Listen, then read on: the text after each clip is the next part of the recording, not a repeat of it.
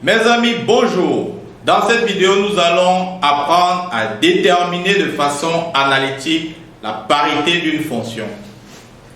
Nous avons notre activité. Dans cette activité, on considère deux fonctions f, 2x carré plus 5 et g, x au cube moins x sur x carré plus 1. Première question, déterminer le domaine de f et le domaine de g. Deuxième question, montrer que f est pair. Troisième question, montrer que g est impair. Avant de se lancer à la résolution de cet exercice, permettez-moi de vous rappeler ce que veut dire, ce que le cours nous dit à ce sujet. Lorsqu'on a une fonction f définie sur un intervalle i, f est pair si elle satisfait aux deux conditions suivantes. Première condition, c'est que pour tout x appartenant au domaine de f, moins x doit aussi appartenir au domaine de f. Autrement dit, chaque élément de f doit avoir son symétrique dans le même domaine de f. Deuxième condition, il faudrait que f de moins x soit égal à f de x. Toute fonction qui remplit ces deux conditions est une fonction paire. Maintenant, pour être impair, il faut également que la fonction en question satisfasse les deux conditions suivantes, que pour tout x appartenant au domaine de la fonction, son symétrique aussi doit être dans le domaine. Ensuite, que f de moins x soit égal à moins f de x. Voilà. Alors, de manière habituelle, beaucoup d'élèves, quand on leur demande d'étudier la parité, se limitent à calculer f de moins x et de voir si c'est égal soit à f de x, soit moins f de x. Je fais un point d'honneur, un point d'attention sur le fait qu'il faut d'abord s'assurer que la fonction au départ vérifie la première condition. Maintenant, appliquons ça dans le cadre de notre application, de notre activité. Et voyons voir comment est-ce qu'on va faire pour voir si que f est pair et ensuite que g est impair. F de x est 2x carré plus 5. Première question, on veut son domaine. F est une fonction polynôme, on ne cherche plus son domaine, c'est R. Maintenant, g est une fonction rationnelle. Et on sait que la condition du domaine de définition, c'est que le dénominateur de la fonction doit être différent de 0, c'est-à-dire non nul. Donc je vais écrire g de x, comme on fait d'habitude en seconde, existe si et seulement si condition des fonctions rationnelles x carré plus 1 différent de 0. Soit, puisque ce qu'on cherche c'est la condition sur x, il faut que x carré soit différent de moins 1. Question, est-ce que x carré peut un jour être égal à moins 1? La réponse est non. Pourquoi? Parce que x carré est déjà de nature positive. Un nombre positif ne pourra jamais être égal à moins 1. Donc, cette condition-ci sera toujours et toujours vraie, quelle que soit la valeur de x. Ceci dit, le domaine de g dans ce cas, ce sera R, car quelle que soit la valeur que je vais donner à x dans R, x carré sera toujours et toujours différent de moins 1. Maintenant qu'on l'a dit, on a trouvé le domaine de f et de g. Deuxième question, montrons que f est pair. Cela dit donc, je dois montrer deux choses, que pour tout x que je vais prendre dans le domaine de f, son symétrique est aussi dedans, ce qui est le cas.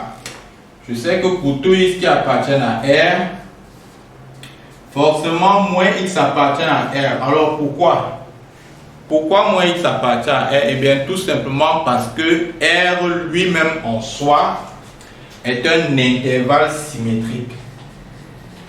Car si vous prenez R en réalité est défini comme moins l'infini plus l'infini. Tous les intervalles qui sont définis de sorte que dans les extrémités, les nombres qui sont là sont des nombres opposés, on les appelle des intervalles symétriques. Et quand c'est le cas, tous les nombres qui sont à l'intérieur de cet intervalle, chacun a son symétrique. Donc, étant donné que c'est le cas pour R, pour tout ce que je vais prendre dans R, son symétrique aussi sera dans R. Ça, c'est clair. Maintenant, quand je l'ai dit, deuxième condition, je vais donc calculer et voir si f de moins x est égal à f de x. F de moins x, c'est donc quoi? C'est donc, je viens dans l'expression de f de x au départ, qui est celle-ci, 2x carré plus 5. Je remplace x par moins x.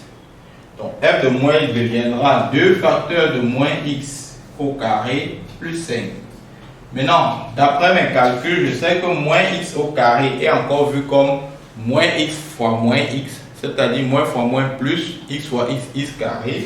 Ça va donc faire 2 facteurs de plus x carré plus 5, car comme je vous expliquais, moins x carré c'est encore moins x fois moins x. Et quand tu fais le calcul, tu as moins fois moins, ça fait plus, x fois x, ça fait x carré. Voilà pourquoi on a ça. Et donc on aura donc plus fois plus, ça fait donc 2x carré plus 5. Et 2x carré plus 5 n'est rien d'autre que l'expression de f de x.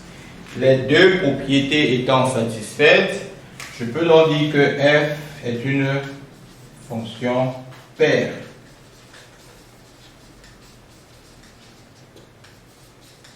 Voilà, maintenant que c'est dit, je m'occupe maintenant de montrer que G est impair. Alors, le domaine de G également c'est R, donc pour les mêmes raisons que F, pour tout x appartenant à R, moins x appartient à R, ça c'est clair. Maintenant je calcule G de moins x. Alors G de moins x, ça va me faire moins x au cube moins x sur moins x au carré plus 1. Quand on évalue moins x au cube, vous convenez avec moi que ça va faire moins x au cube. Pourquoi? Parce que ça fait moins x fois moins x fois moins x. Moins fois moins plus fois moins moins. Voilà d'où le moins ici. X fois x, ça fait x au cube. Donc voilà le résultat. Pareil, moins x carré va nous donner x carré. Et donc quand on remplace, on a donc moins x au cube, moins fois moins plus x sur x carré plus 1. Voilà. Voilà quand on a développé, voilà ce que ça nous donne. Maintenant, si je veux, comme je veux montrer que c'est impair, ça veut dire qu'il faut que je fasse absolument faire ressortir g de x. Or, g de x, son numérateur, c'est x au cube moins x. Si l'on constate bien, son numérateur n'est rien d'autre que l'opposé du numérateur ici. Pour le constater, je mets moins en facteur. Je donne moins facteur de x au cube moins x sur x au carré plus 1. C'est-à-dire, ça fait moins g de x. Donc, g est impair. Donc, chers amis, chaque fois qu'on vous demande d'étudier la parité d'une fonction, première chose, vérifiez si chaque élément sont symétriques dans le domaine. Deuxième chose, calculer f de moins x ou bien g de moins x et de voir si à la fin ça vous donne soit f de x, soit moins g de x. Si c'est le cas, dans l'un des deux cas, dans le premier cas, c'est pair, dans le second cas, c'est impair. Merci de votre attention, c'était tout pour cette vidéo. Donnons-nous rendez-vous pour une prochaine vidéo. Bye bye.